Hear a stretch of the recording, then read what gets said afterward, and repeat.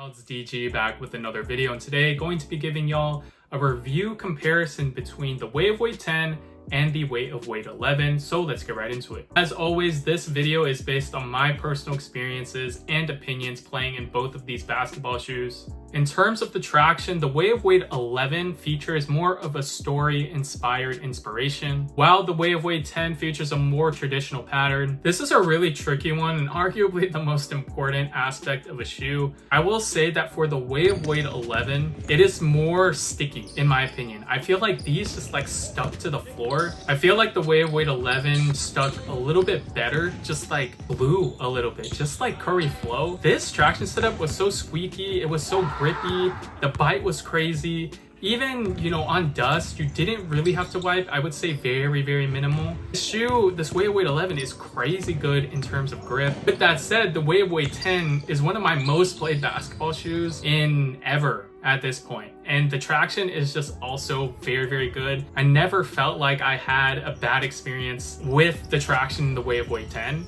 And even in the Waveweight 11, it's the same thing. One of the biggest differences in both of these tractions though, is that the Waveweight 10, like the grooves, if you can even call it that, you guys see the 10s right here, it's more traditional in pattern, which means that there's more grooves. Like it feels like it's a little bit more durable just based on like looks and how you feel it, right? But the Waveweight 10 is just more of a story-inspired design pattern, so it's very different in that way, and it just feels more thin. Durability-wise though, I would say that they're pretty much equally the same. Despite how thin this is, I would say that it will, hold up over time, but right, I don't think you can bring these back indoors afterwards, right? I don't think you can bring both of these shoes back indoors, right? If you play in them outside. At the end of the day, playing wise, right? Playing wise for my play style, I personally like the Waveweight 10 more.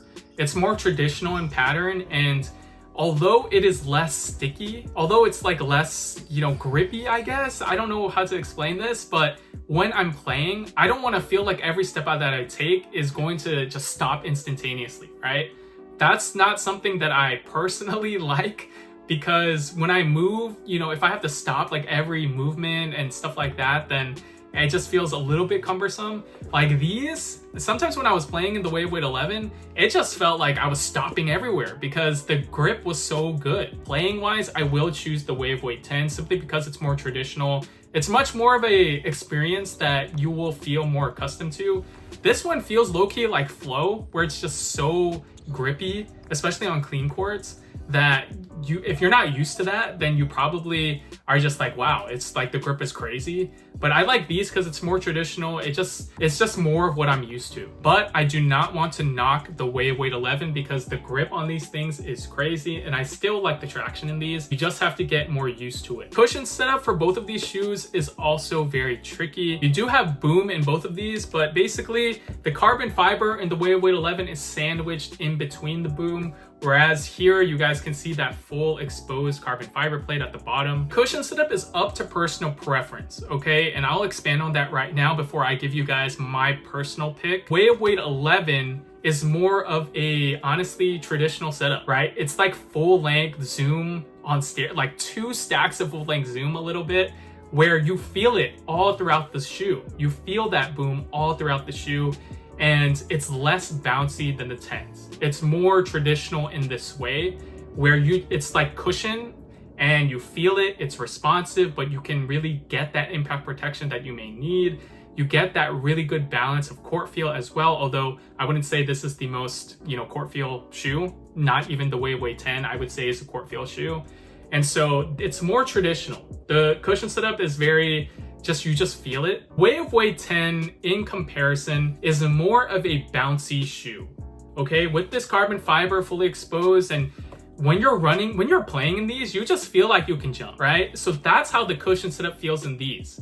It's more of bounce, whereas the Waveweight 11 is more comfort and honestly, I would say compression. Hopefully that made sense. But the one that I am choosing for cushion personally, because it is up to personal preference, right? It depends on what you like. I like the Waveweight 10 more because it propels me into my next step. This is much more of a bouncy shoe. I would say the Waveweight, 11 is still bouncy, but the 10s are pure just bounce and craziness with the cushion, whereas the 11s is more, more of a traditional setup where it's just very soft. Both of these are very comparable. They're just pretty different based on what I talked about. If you like bounce, if you like moving, just forward and dunking and stuff, I would choose the Wave Weight 10. If you want a more hybrid type of setup, especially if you're not jumping out of the gym or don't move quite as fast, I believe the Wave Weight 11 is better for that. In terms of the fit is also tricky, guys, because they're very good shoes. Both of these shoes are very, very good, but right now I have to choose the Wave Weight 10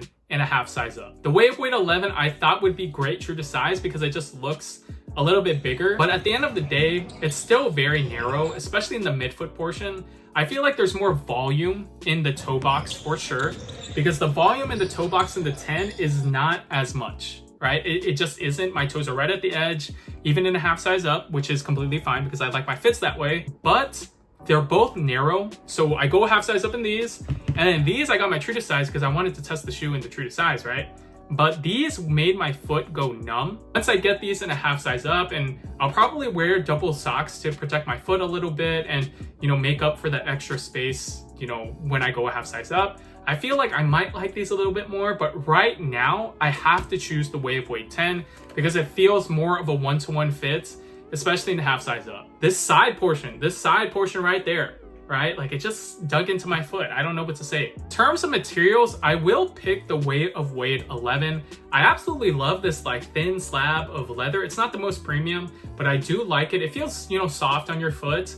And if I went a half size up, I think I would like the materials a little bit better too. It does have, some holes in the tongue as well. And I do like the plastic heel counter and the design right here. I just think the materials with the overall aesthetic just looks so much better than the 10s. The 10s materials are nothing too crazy. Both of the shoes get the job done, guys, but I do like the materials in the 11s better. In terms of the weight, I'm going to give them an equal score because just playing in both of these, although the 11s look bigger and just look more bulkier, they're not. They're still a very light shoe in my opinion. For the weight, I'm going to give it an equal score. Support-wise, I'm going to give the slight edge to the Weight 11 simply because this base is crazy. It is very, very wide, guys. So you're really not going to roll your ankle in these. And obviously with the very instantaneous traction, you're going to be stopping on a dime. You're not going to slip all over the court. You're not going to have any injury issues. And this heel counter is crazy nice. It locks you in very, very well. So I'm going to give the slight edge for the support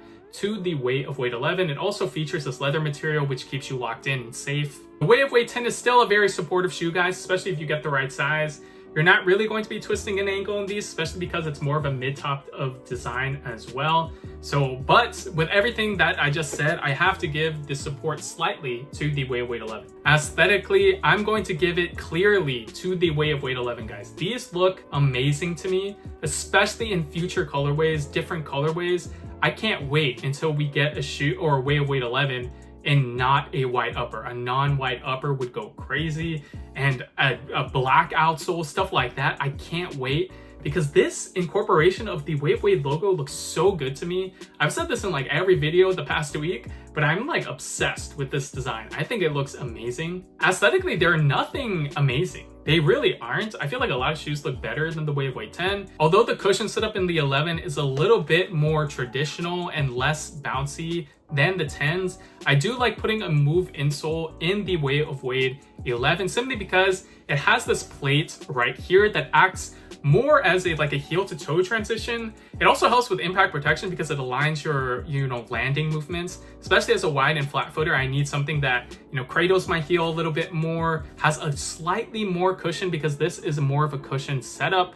But I do like using these simply because it adds to the heel to toe transition, makes it slightly bouncier. Really like the bounce in the 10s and you want a little bit more in the 11s, then I would highly suggest just getting a move insole. So if I had to choose between both of these shoes right now, I have to pick the Wave Weight 10 because the fit is just better and my foot doesn't go numb in these. But this shoe is still very, very top tier. It really is. It's just the fit that I need to get a half size up in. I believe once I get my half size up and start playing in those, then I'll probably like the Weight 11 better, especially because it just looks better. It really does, in my opinion. and the future colorways, it seems like, are gonna go crazy. That concludes my comparison video between the Way of Wade 10 and the Way of Wade 11. With these review videos, guys, they get really tough because both of these shoes are top tier. They really are.